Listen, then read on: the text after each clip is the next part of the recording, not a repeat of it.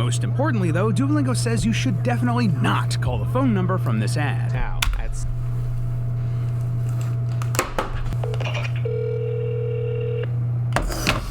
Shit don't even work. 781, stop. Ow. Yep, do not under any circumstances call that.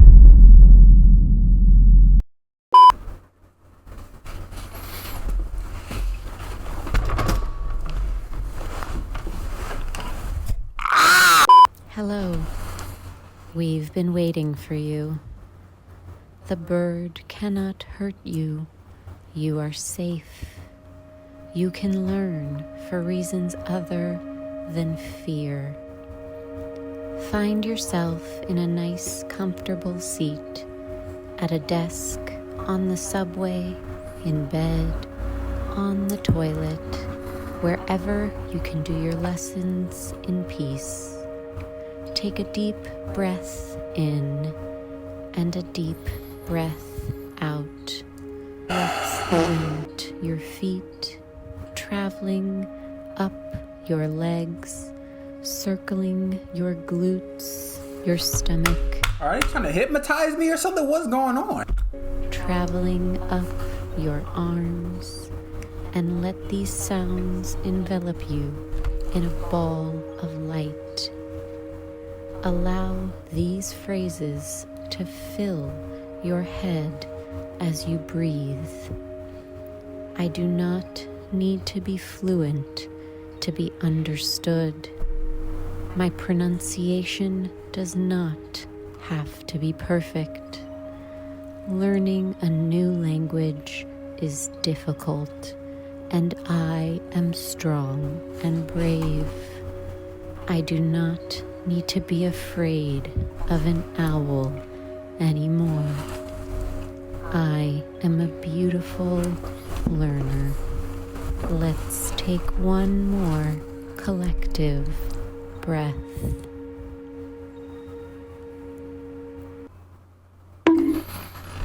That video felt like it was an hour long. Duolingo has lore. Wait, hold on. Duolingo has lore? Like the language learning app? Yeah, you heard that right, and this cute little owl is doing more than kidnapping people and breaking knees to get you to learn Portuguese. Nah, his endgame? Saving the world.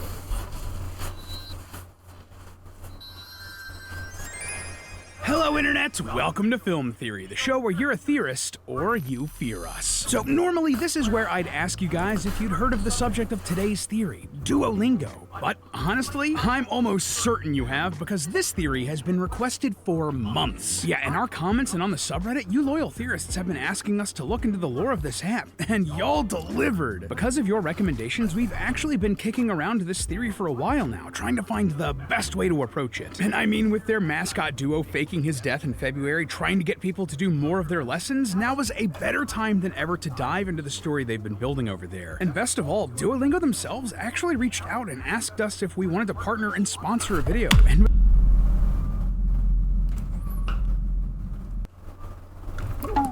I know y'all ain't say yes, right? with everything going on, the timing could not be more perfect. If you somehow don't know, Duolingo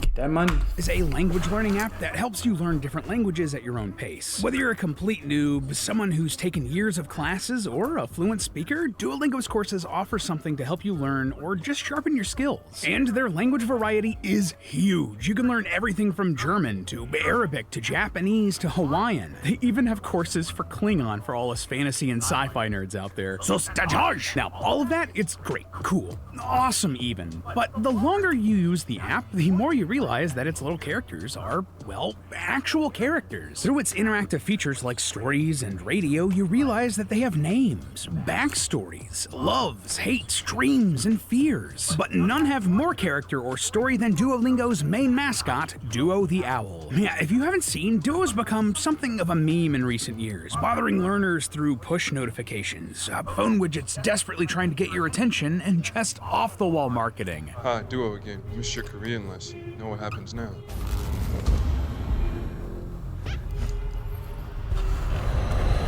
Yeah, Duo is very passionate about making sure you do your lessons, no matter what. But now, as of the writing of this theory, Duolingo has announced that Duo the Owl has passed away, probably, quote, waiting for you to do your lessons. To the sadness of the internet, pop singer Dua Lipa and Master Chief from Halo. Yes, really. By the time this video is out, he'll have miraculously come back, I'm sure, and please forgive me, it takes us weeks to actually make videos. But I wanted to take this opportunity to finally dive into the lore of Duolingo, and what I found? Well, it's absolutely mind-blowing. Let's just say that all of the increasingly crazy stunts and desperation for you to learn your languages might be because Duo sees a dark future for us, and he's trying to save the world. Take 5 minutes to do your language lesson, loyal theorists, and let's talk this one through. So to start out with, let's go over the baseline universe here in the Duolingo app, because like I mentioned at the top of the episode, there's a whole world of characters in here. Now,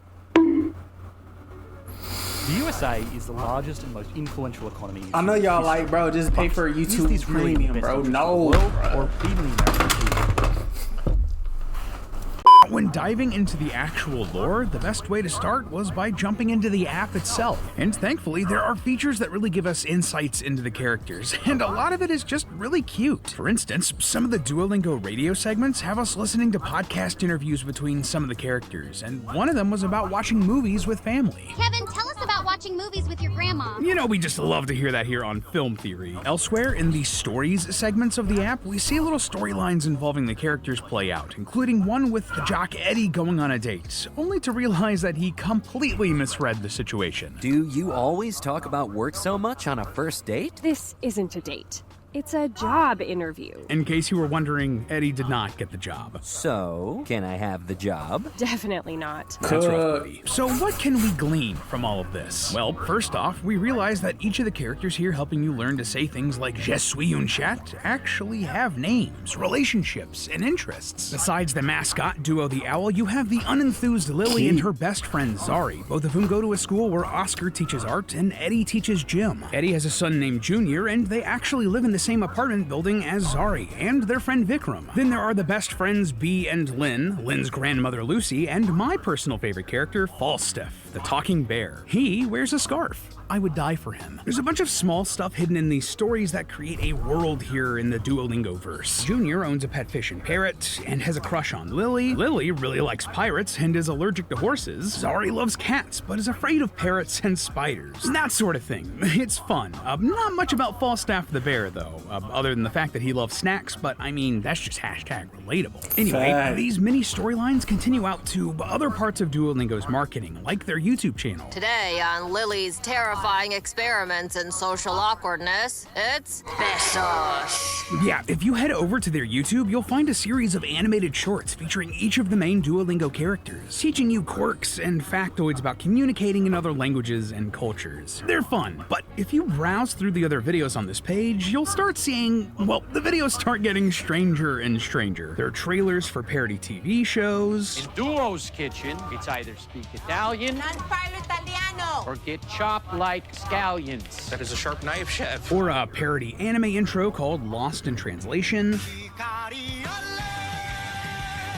Or a 2-hour lo-fi live stream. Huh, that's a great idea, isn't it? Yeah, okay. This is really the green-feathered elephant in the room when you're talking about Duolingo lore and why everyone was so keen on us covering this stuff. If you somehow haven't seen it yet, the Duolingo mascot Duo the Owl is pretty much a viral megastar at this point, all because of crazy videos like this. The only thing I want on Christmas Day is my mom and dad who were taken away by an owl with a BBL. You said I should have studied. Wait, what? Yeah, if you go and look, the story for Duolingo involving their beloved mascot, Duo the Owl, has become, eye-catching is a word, unhinged is another, but certainly a... What the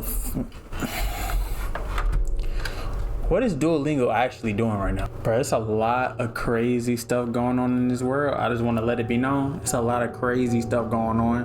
All I want to say is just don't be too shallow, bruh. Effective, and this is what prompted everyone to ask us to cover this series. But the more I dug into it, the more I realized that Duo didn't become this unsettling force of nature overnight. No, this has been a long time coming, and we just didn't see it. Early on, Duo was a very chill dude. He was more of an encouraging, enthusiastic coach than anything else, cheering on and guiding learners to complete their daily Duolingo lessons. So, how did Duo start a descent into darkness? Well, according to Duolingo's Chief Design Officer, Ryan Sims, the number one thing Duo wants most in the entire world is for you to do your lesson today. And the longer and longer Duo felt this way, the more passionately and seriously he took it. Like, if you add the Duolingo widget to your phone home screen, Duo will start the day pretty chill. But the longer and longer you wait, and the closer and closer to midnight it gets, the more stressed and desperate Duo becomes. Thanks to push notifications, Duo was able to remind learners to do their lessons. But if you've lapsed on your lessons or missed a few, he started guilt-tripping you, sending emails with him crying to the inboxes of his lost students. And if you completely fell off, he'd send another notification stating simply, "These reminders don't seem to be working." The message from Duo was clear. If you stopped learning, not only are you a quitter, but your actions really hurt his feelings. Now, first off, I think this is hilarious, and it definitely got a conversation around the app started. And to play devil's advocate for Duo the Owl here, languages are really hard to learn without consistent practice. And while guilt-tripping might not be the best long-term strategy, it is effective for getting short-term results. And more or less, it did work, and it eventually became a bit of a meme, which Duo embraced wholeheartedly, changing his future forever. In an animation called Duo's Day at Work, we're shown a typical workday for Duo the Owl. Normally, he's tirelessly texting friendly reminders to learners all over the globe, and suddenly, a lot of what we actually see in the app makes way more sense. Like, some of the exercises encourage us by saying, "We advise you to use Duolingo every day." That checks out if it's Duo the Owl as the one poking us to continue our streaks and sending these messages out, right? Though some of these also get a bit too honest, like the green owl is trying to come up with some new sentences. At least he's being honest. Anyway, when they ignore him and refuse to ignite their streaks, well, he has to try something different, and instead he dons a giant Duo mech costume to go out into the real world. Yes, that is a thing that actually happens in this marketing. We see the results of this in an April Fool's 2019 ad for a fake feature called Duolingo Push, which, I mean, just watch this. Since Duolingo can be used wherever you are, now Duolingo Push can remind you wherever you are. No. Yeah, this feature would allow Duo to stalk and annoy users who tried to put off their studies no matter where they were. No. Work, the gym, on a date. Not exactly the wingman I'm looking for, my guy. But this is just the beginning. He would soon monitor his learners even more closely, flying drones in front of the homes of lapsed learners and projecting unignorable notifications on their buildings. When the menacing seemed to wear off and people started ignoring him again, Duo took a cue from Red from Angry Birds. Yes, those Angry Birds. I guess birds of a feather do flock together, and began having vivid fantasies about threatening people who ignored his notifications. Though in reality, he was just slamming a bowl of peanuts onto the ground. That's admittedly not groundbreaking terror, but there's clearly the beginning of an escalation here. What is What is Duolingo about to be doing in 2035 is what I'm trying to figure out. Like, do I need to move out the country? Along with his psychological warfare, Duo is starting to think about using physical violence to force people to learn languages. These frustrations also started coming through in the actual exercises of the app as well. Yeah, some of the phrases spoken to learners during Duolingo's basic listening and reading comprehension exercises on the learning path were things like, "I hate everybody, and you in particular. To live is to suffer," and "I cry and think about sad things." Nah, this is actually getting weird as hell. Kale, you ever use Duolingo? You recording? Yeah, look what... I got shit. This is on their shit. This is on their shit. On the learning path were things like, "I hate everybody, and you in particular. To live is to suffer," and This nigga's on some excess. Like, what the... You say you about to take a shit? Your shitty ass, man. Can never be me. I'm the shit. Cry and think about sad things. Sometimes even phrases like, "Duo used to love me," Clearly, this was Duo trying to communicate his sadness and frustration with listeners, but to no avail, because he takes things to the next level. Shortly after this, by March of 2022, people started disappearing, in a purely fictional sense, of course, and there was only one person to blame: Duo the Owl. Have you been physically or emotionally injured by Duolingo? And even worse, he was stealing Funko Pops! Duo took my family. Next, he took my Funko Pop collection. True horror. This is also the first place where a lot of Duo's comical threats appeared, including Japanese or broken knees, Latin or be flattened, and of course, Spanish or vanish. All of this carries the hilarious implication that the language you decide to learn will determine your punishment in the eyes of Duo should you fall off. Anyways, so many people and action figures had been harassed or just straight up disappeared. Fictional law firm 𝘱𝘰𝘶𝑣𝘴𝘤𝘳𝘪 Sons began a crusade against Duo the Owl, though Duolingo themselves called these claims lies and false information, and that they were filing a cease and desist order against the law firm. Most importantly, though, Duolingo says you should definitely not call the phone number from this ad. Text or call 𝘱𝘰𝘶𝑣𝘴𝘤𝘳 now.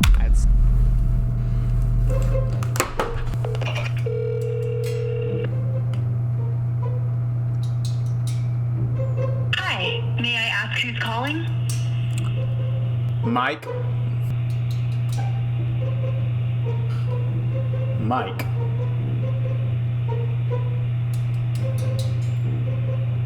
Mike.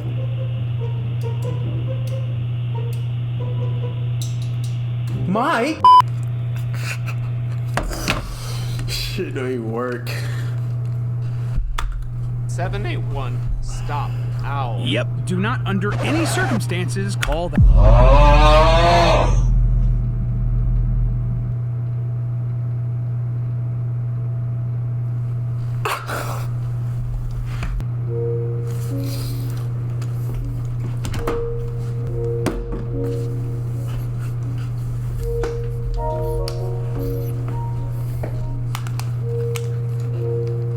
Let an owl pop up on me tonight.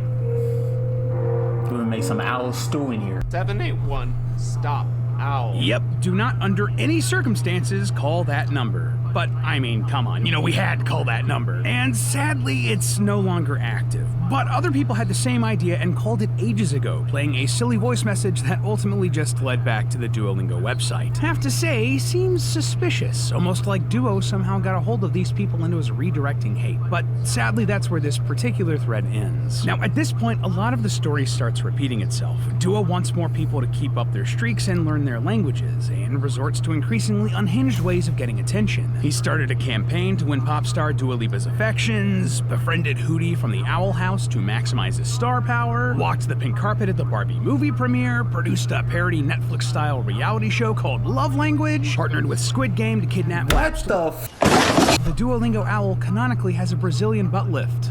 If you don't know what that is, ask your parents.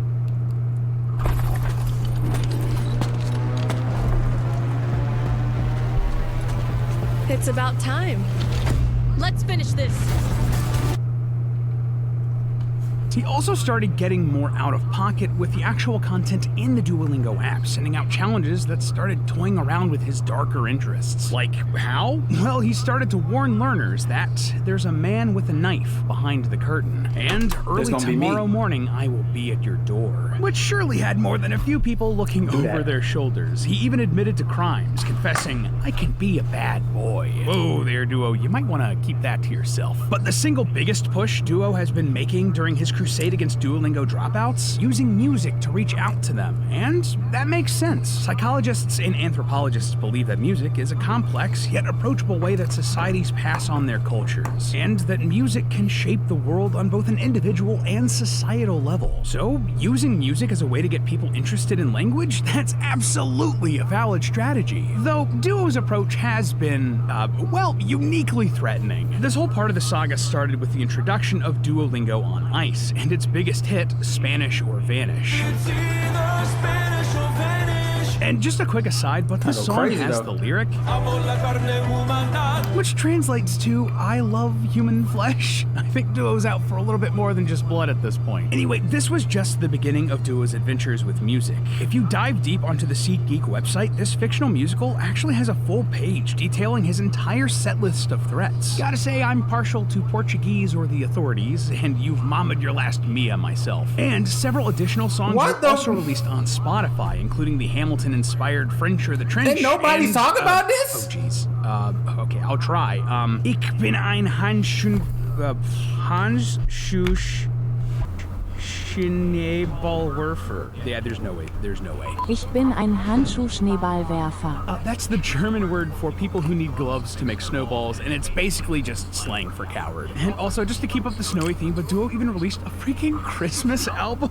You gotta love it. So that's a lot. Duo is now keeping an eye on his learners through push notifications on their phones, through drones flying through cities, by stalking them in the streets, and now with some irresistibly catchy music. But why? What could possibly be the reason for Duo to head down this darker path that we followed here today, becoming more and more nefarious in his antics? Honestly, what we've seen here makes him seem way more like a villain than the anti-hero he's claimed to be. So what's his motivation? Why is he doing all of this? Well, it comes down to one simple thing. When you look at what Duo actually is, it explains everything. See, while Duo the owl is, well, an owl, he shares a lot in common with another real-world animal, the kakapo, aka the owl parrot. This is a bird from New Zealand that also happens to be one of the most endangered birds in the world. And I mean, just look at this guy. He looks exactly like Duo. They're both round, fluffy green birds with cute little legs and tiny wings. Even the little lining around their faces is basically the same. But their similarities go further than just the visual. See, the kakapo is a flightless bird. Best they can do is glide short distances, which as we all know is just falling with style. And Duo? Well, he struggles in that department too. Within the Duolingo app, you'll rarely see Duo airborne. He's much more about jumping or gliding. What you will see from him, however, is great difficulty getting his wings to support his weight, just like a kakapo. So, okay, Duo is a kakapo owl parrot.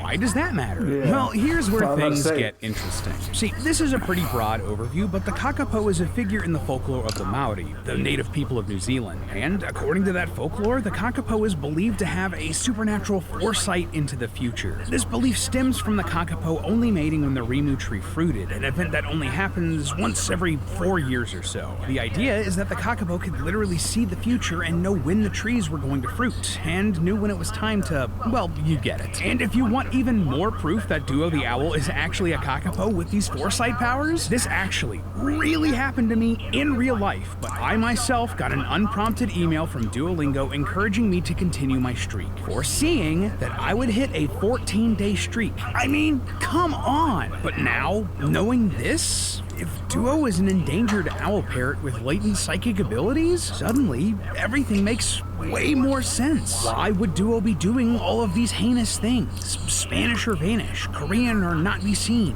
French or the trench. He's desperately trying to get people to learn languages because he knows— Quote of the year, French or the trench.